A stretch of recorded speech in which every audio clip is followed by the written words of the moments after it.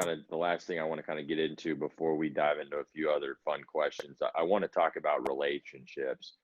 This is a huge part of your life, a huge part of my life. We met on a very, on a very rainy Sunday. Yes. I think it was after the season started, but basically what I want to get to, or what I want to touch on, is how do you maneuver and create those authentic relationships? Because there's so many relationships out there that are inauthentic. It's more of something, how can I leverage this relationship for something that I want? How do you create those authentic relationships? And then off of this question, talk about how hard it's been and what you can do during a situation like we're in to maintain those relationships. Um, One, you have people who you're just going to gravitate towards anyways, right? Just human nature. You have people that you will identify. You'll say, okay, I really like that guy. All right, his demeanor, his energy matched what I feel mine is, and I think there's something about that, laws of attraction, where if you're doing the right things, um, you'll most likely be a phone call away from the person you need to connect to. So when you build the right relationships, if I'm curious about someone else, I'm gonna call you. I'm gonna say, Jake, you know that guy? Yeah, I like that guy a little bit. Like he seemed to represent himself the right way. I just wanted to find out more information. This is an information business. And so the better the information, the better you'll come out of in this profession. So I think it stems from being intentional. Like you got to get up each day and be excited and enthused about growing relationships. Like I go for walks and I'm speaking to everybody, so it's more so who I am. If you don't speak back to me, that's on you. But I'm going to do everything I can to make sure I get a hello from you. I don't know what kind of day you're having. I'm hoping that when I do enter your story, that I'm able to bring some ray of sunshine into it, where it's like, hey man, that dude made me feel a little better. I care about those things. So interacting with different coaches, I care about their mental well-being. I care. I know we're in a profession where like you get fired for losing, all right? And so we're also in a profession where they fire winners.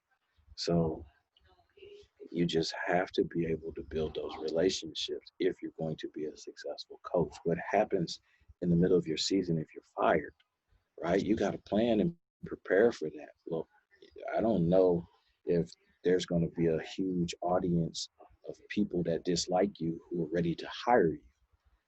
The people that are going to hire you are going to most likely be your friends. And I mean friends that you actually keep in contact with, that you talk to consistently. And so understanding that, I know be there before you get there. And that's a Kevin Eastman ism. So tying that all in, I'll go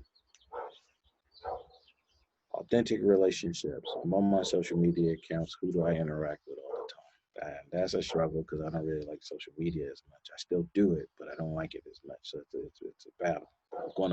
I'm going to make it an advantage of mine because I'm able to interact with so many different coaches, so many different people whom I like and love. You have to again care about helping people. If you care about helping people, then I'm going to look over at what you're doing and see how it is I can assist you. You don't even have to ask me. I may see something that you wrote and there's a typo. I'm going to be the friend that sends you something about that. I'm not going to just let that sit there. I think when when that light bulb goes off as a coach, you'll understand that this is a relationship business and that you need all of these relationships, and it's for your health. It's unhealthy to not have the right relationships because the right relationships lend you towards receiving the right information. We recruit. We need information on these players. Who's going to give you real information? Your friends. Friends going to give you all that background dirt that help you avoid that catastrophe that's waiting. You don't want to run into that. You may not be able to um, overcome that depending on the institution you coach at. And so relationships is everything. And right now in the pandemic, the way uh, you you stay in touch with your friends, you call them, check up on them. Don't want anything. Don't keep score. If you do something for somebody, don't keep score about it. Like just do it because you were in a position to do it. And the most important part of that is saying no. Like it's not making up excuses. If you're unable to do it, just say no. Say, hey, no, I can't do that. I don't know how. I don't have the resources. Just no.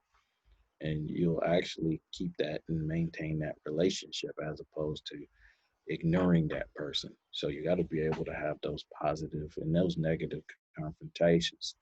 Um, those things help grow the relationship.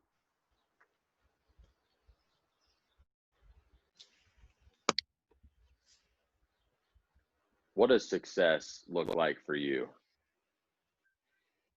It ties into competitive greatness. Like each day, like um, how do I break those things down? You know, how do I win the day?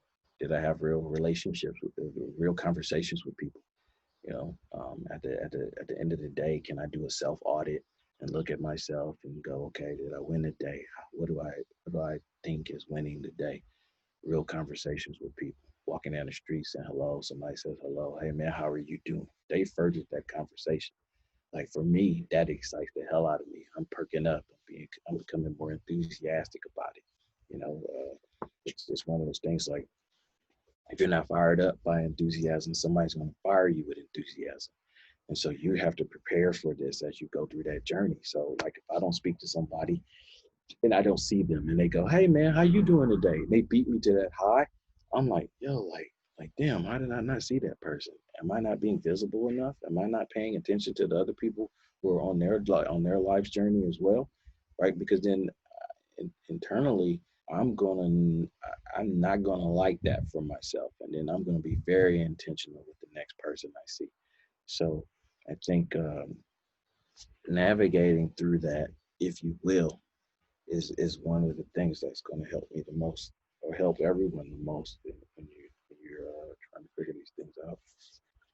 I know you have a lot of these that you probably go to, and a lot of books and podcasts that you really enjoy, and that they've been monumental in your development. Can you give us 2 to 3 books or podcasts that you found monumental that you may go back to now and again for information? And honestly,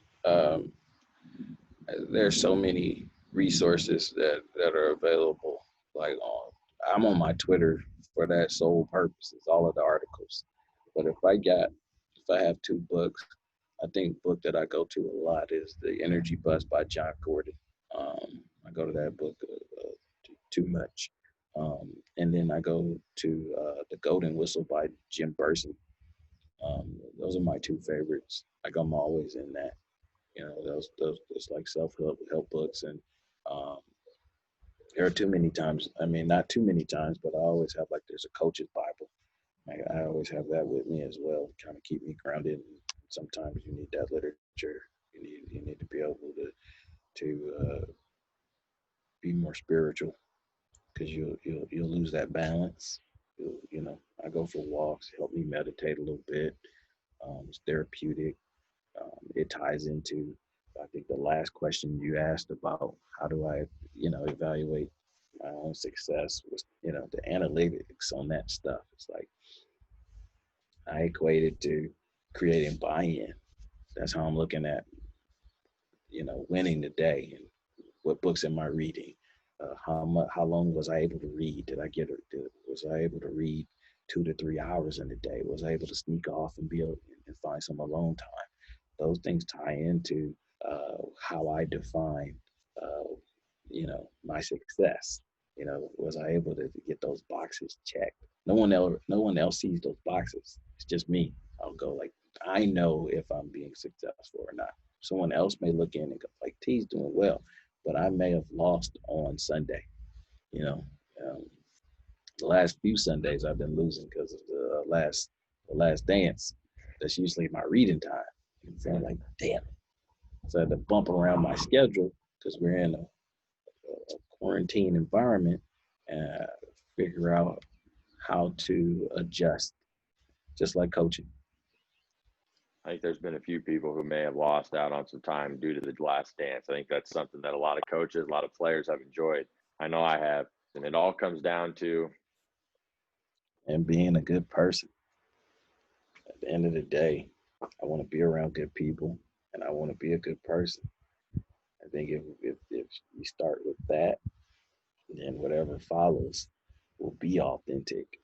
It will be uh, everything it's supposed to be. You won't have to worry about gimmicks. You won't have to worry about shady characters.